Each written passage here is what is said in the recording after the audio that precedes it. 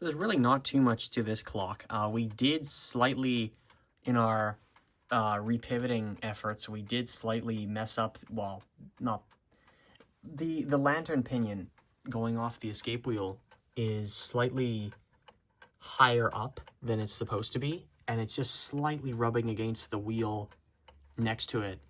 And, you know, like they're still, you know, clearly they're making contact and not throwing each other off, but it's just something to sort of be aware of.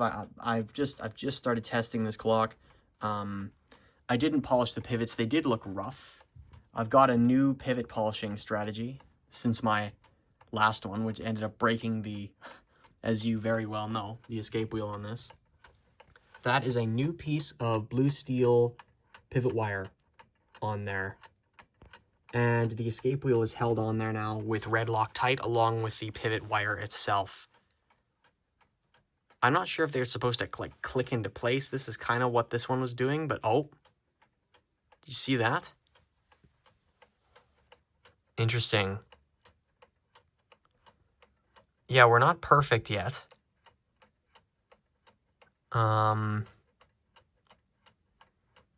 But we're certainly not doing bad either. We seem to even have better performance from this at its actual designated spot that it's going to live at. This is it. A bit of white on white, but I don't know. I think this stands out enough. I like this. It's interesting. It really is. Again, we're gonna find out about the whole pivot situation. What kind of made me go in the direction of screw it, I'll just leave the pivots alone, was there have been other clocks I've heard of from people in the past, American made, like this one, and some people say that they almost came rough from the factory. I don't know how true that is or what the significance of that is. But I mean, worst case scenario, at the absolute worst case scenario, if I pop this open after Christmas and I see that, oh, okay, all the pivots are just black in this thing. I mean, worst case scenario, I just give it a quick service again. Some of you are probably wondering, why in the world didn't you just do that the first time and cut all this nonsense out? Well, I don't know. I just kind of wanted to see what would happen, I guess. And I also really just wanted this to run. This clock has been sitting around for about 2 months now. And, you know, I had the solution for this basically figured out, but you know, I didn't get my mail until now. So call me impatient. In this case, I guess I was. I just really wanted to see this work.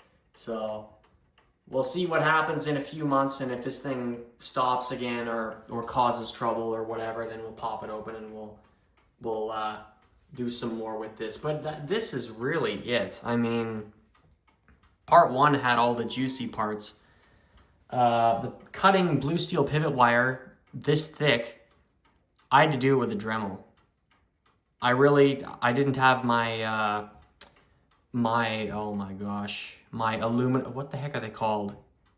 Aluminum shears? I'm totally forgetting the name of them right now.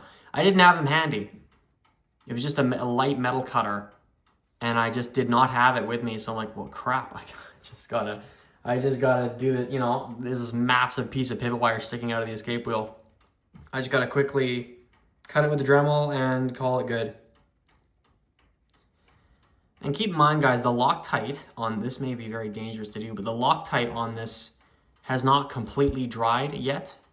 It would be closer now, but I put this together. I made sure there was no Loctite in the pivots, but yeah, it is still curing. So it's not like the escape wheel is some high stress area where it's like, oh my gosh, you know, it'll never cure properly. Honestly, I think in this case, we're going to be pretty okay. So there we are. There's our little New Haven clock all done and dusted for now.